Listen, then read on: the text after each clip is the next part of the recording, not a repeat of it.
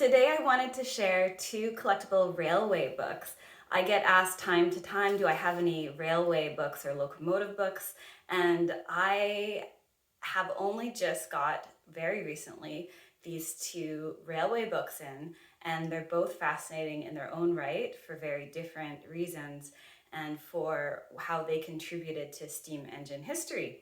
So while my knowledge of locomotive engineering isn't extensive, I did spend some time working tug and barge, and I did secure trains on the rail barge.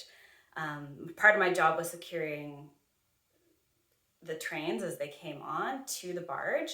It was messy, it paid well, and it was unforgettable experience. That time I worked tug and barge, and rail barges was just one part of the job. So it gave me a real appreciation for the weight and the power behind every rail car and the engine.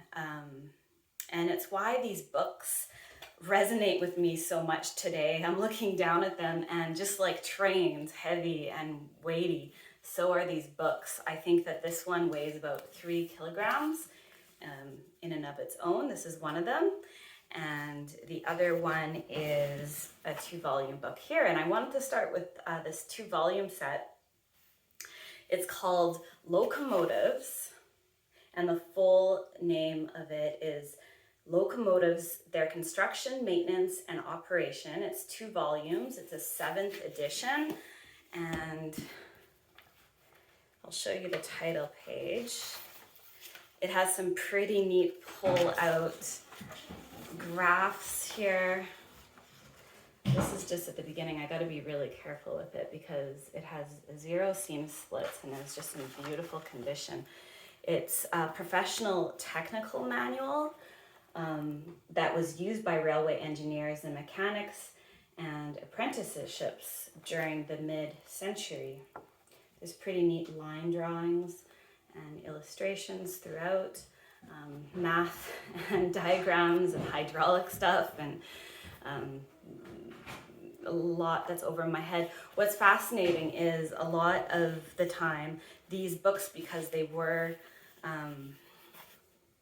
used very practically, they're pretty beaten up, so to find them in this condition is of nice rarity. So it's in maroon Buckham binding. I don't actually, to be completely honest, fully understand what buckram entails, but that is the way that this type of binding is labeled. And it covers everything from boiler construction, valve gear.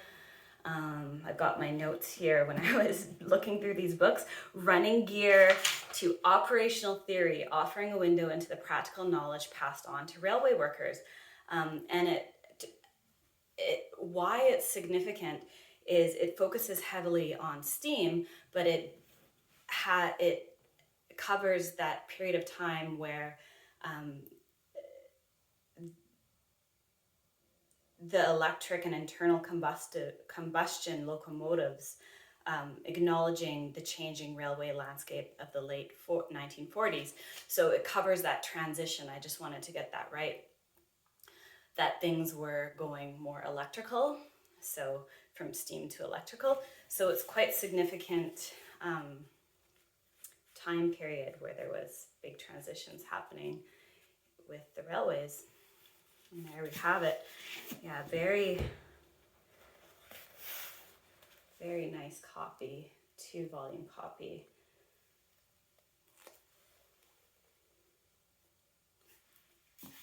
So that's one, and that's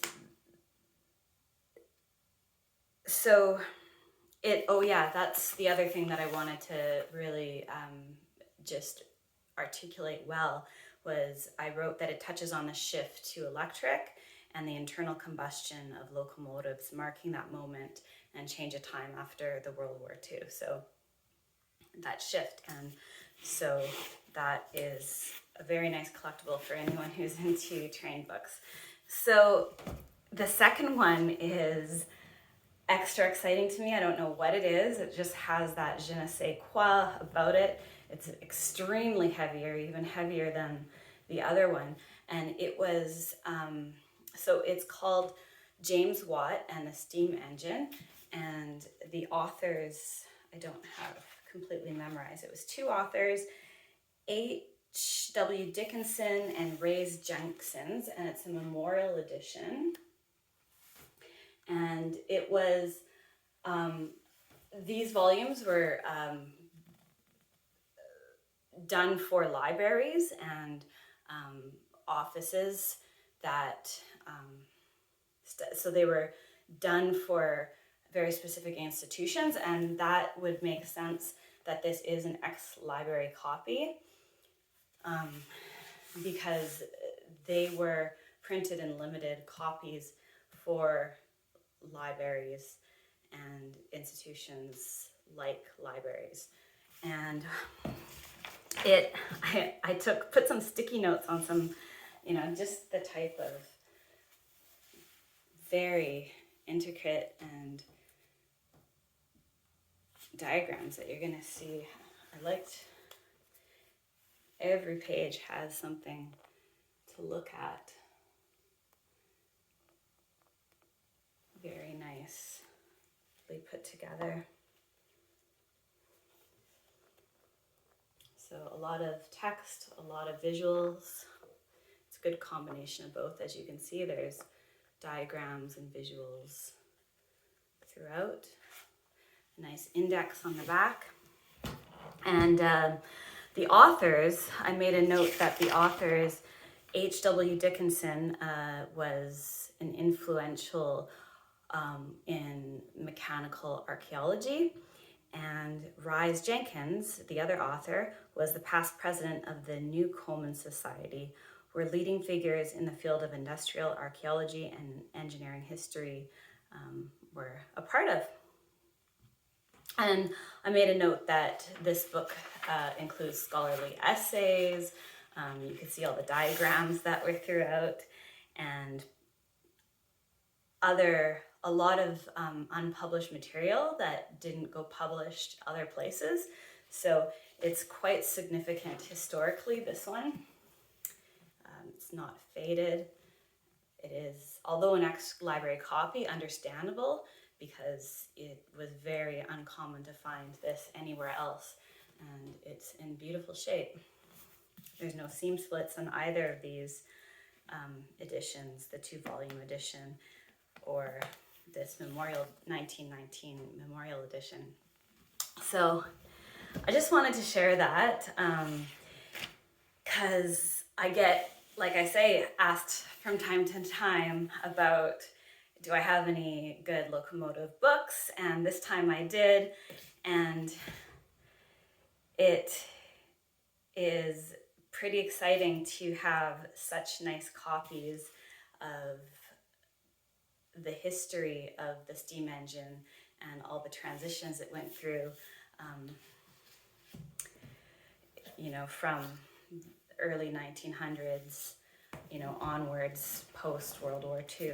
So quite historical, and I will post a picture of me working on the rail barge.